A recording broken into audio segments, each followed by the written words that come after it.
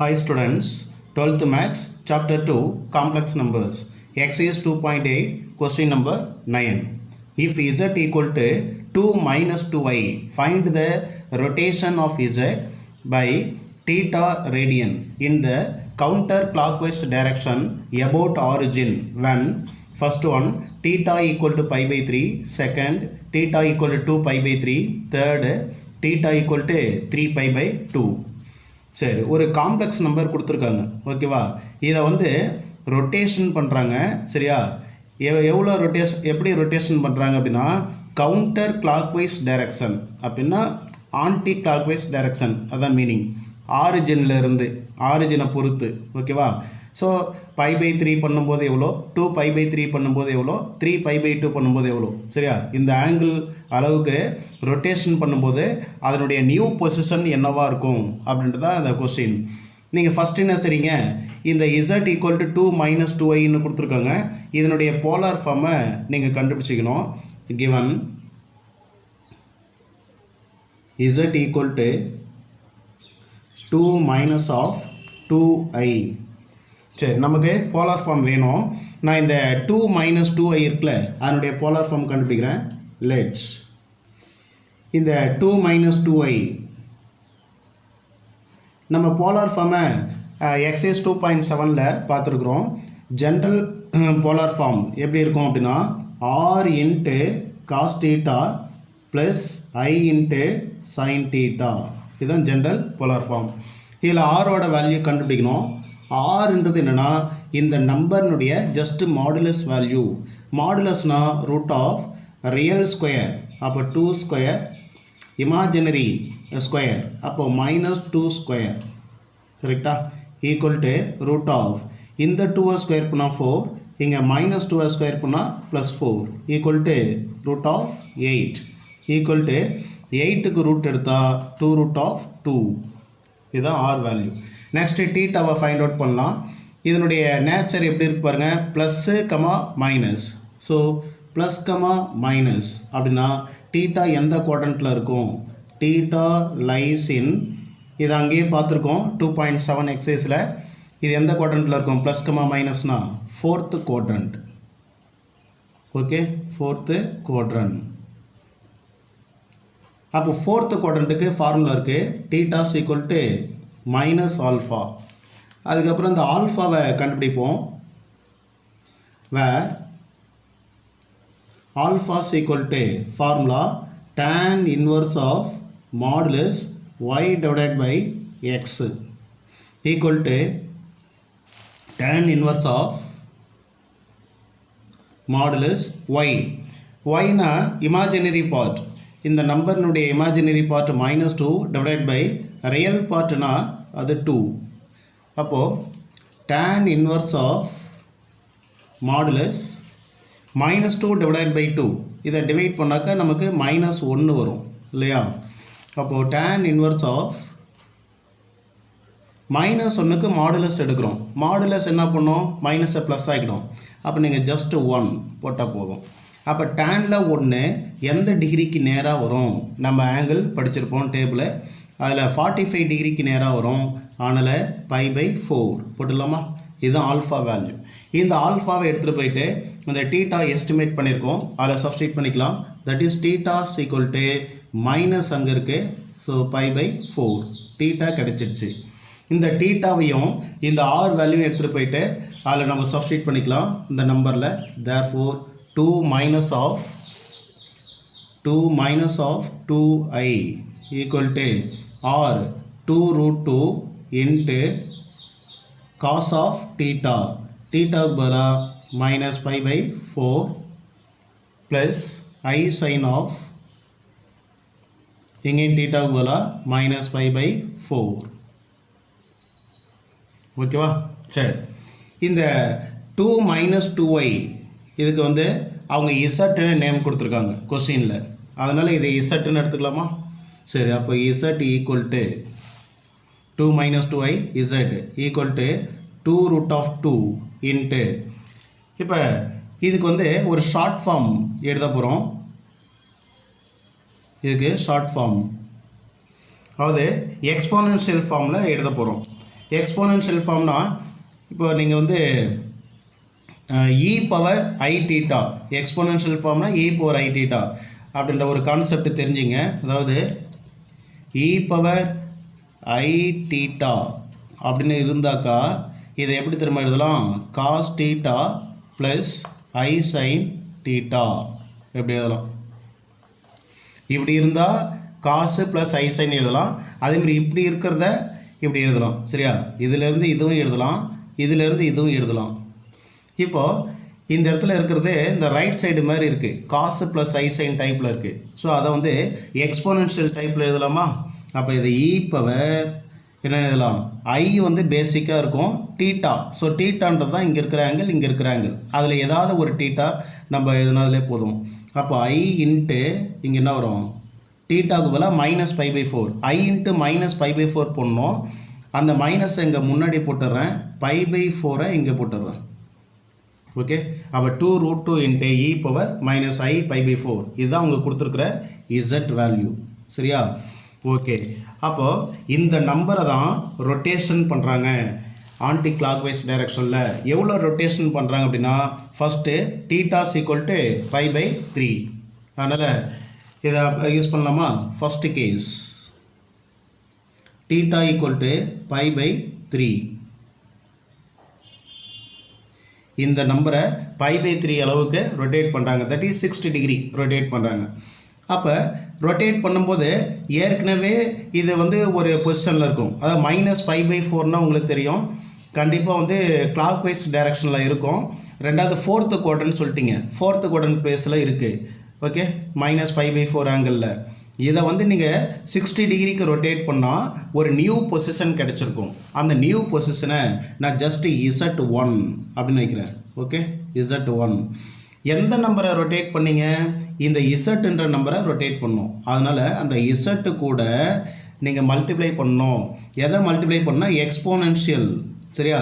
E power of I into இங்கே theta என்ன இருக்குது பாருங்கள், π/3. ஸோ அதை வந்து π/3ன்னு எழுதணும். இங்கே என்ன ஆங்கிளோ ஜஸ்ட் இ பவர் ஐன்னு போட்டுட்டு இந்த π/3னா π/3 இங்கே என்ன இருக்கோ அது அங்கே வரும். சரியா? ஓகே, எந்த நம்பரை நீங்கள் ரொட்டேட் பண்ணுறீங்களோ அதை வந்து ஃப்ரண்ட்டில் எழுதிக்கணும். இசட் இன்ட்டு எவ்வளோ ஆங்கிள் அப்படின்றத இ பவரில் எழுதிக்கணும். E power i theta form. So e power i π/3. Okay, that's equal to இங்கே இசட் அப்படின்னு இருக்கா, இந்த இசட்டுக்கு நம்ம ஏற்கனவே கண்டுபிடிச்சிருக்கோம் பாருங்கள், அதை சப்ஸ்டியூட் பண்ணுங்கள்.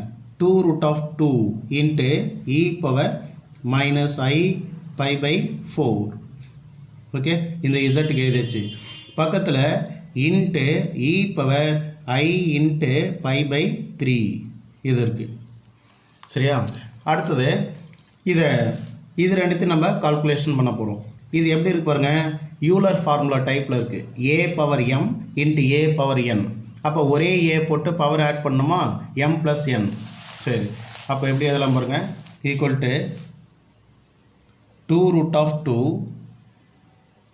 இன்ட்டு இ பவர் ஆஃப், இப்போ இது ரெண்டுத்தையும் ஆட் பண்ணிட்டா பவரை -i π/4 plus i into π/3.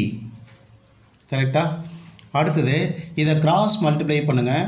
So பவரை 2√2 இன்ட்டு இ பவர் இது கிராஸ் மல்டிப்ளிகேஷன் ஆகும். அப்போ 3 into -i π. So -3i π plus இந்த 4 கிராஸ் மல்டிப்ளை பண்ணுங்கள். அப்போ 4 into i π 4i π divide by கீழே இது ரெண்டு மல்டிப்ளிகேஷன் ஆகும். அப்போ 4 இன்ட்டு 3 12. அப்போது 2√2 into E power of 4i πயில் 3i π போச்சுன்னா என்னது 1i π. ஸோ ஜஸ்ட்டு i πன்னு இதில் போதும், divide by 12.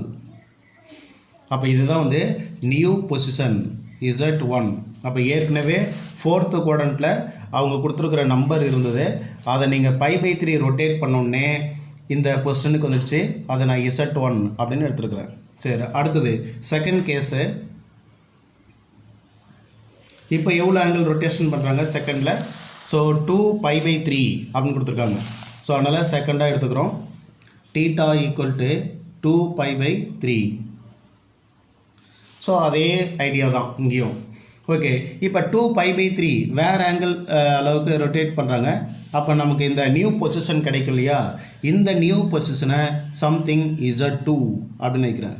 Okay, equal to எப்போவுமே அவங்க கொடுத்துருக்கிற அதே நம்பரை தான் ரொட்டேஷன் பண்ணுறோம். அவங்க கொடுத்துருக்கிற நம்பர்னால் Z தான். ஸோ Z இன்ட்டு இது கூட மல்டிப்ளை பண்ணுறோம் e⁻i⁻θ, அதாவது e⁻i இன்ட்டு தீட்டாவுக்கு பதிலாக இங்கே இருக்கிற angle. So 2π/3 2π/3.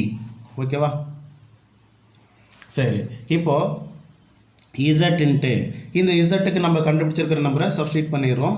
2√2 into e power என்ன இருக்குது -i⁻4 e⁻-i⁻4 இந்த Zக்கு இதை சப்ஸ்டியூட் பண்ணிட்டோம். பக்கத்தில் e⁻i இன்ட்டு 2π/3. ஓகேவா? சரி, எகெயின் இது ரெண்டுத்தையும் யூலர் ஃபார்முலா அப்ளை பண்ணுங்கள். ஸோ 2√2 இன்ட்டு e⁻, ரெண்டு ஆட் ஆகுமா? அப்போது i⁻4 ப்ளஸ்ஸு i இன்ட்டு 2π/3. அடுத்து கிராஸ் மல்டிப்ளை பண்ணுங்கள். ஈக்குவல் டு 2√2 இன்ட்டு e⁻3யை கிராஸ் மல்டிப்ளை பண்ணால் 3i⁻, ப்ளஸ் இந்த 4ஐ கிராஸ் மல்டிப்ளை பண்ணால் 4 இன்ட்டு 2, அப்போ i இன்ட்டு 8π வருமா, டிவைடட் பை டினாமினேட்டில் இது ரெண்டு மல்டிப்ளை ஆகும். அப்போ 4 இன்ட்டு 3 12. அப்போ that's equal to 2√2 into e⁻,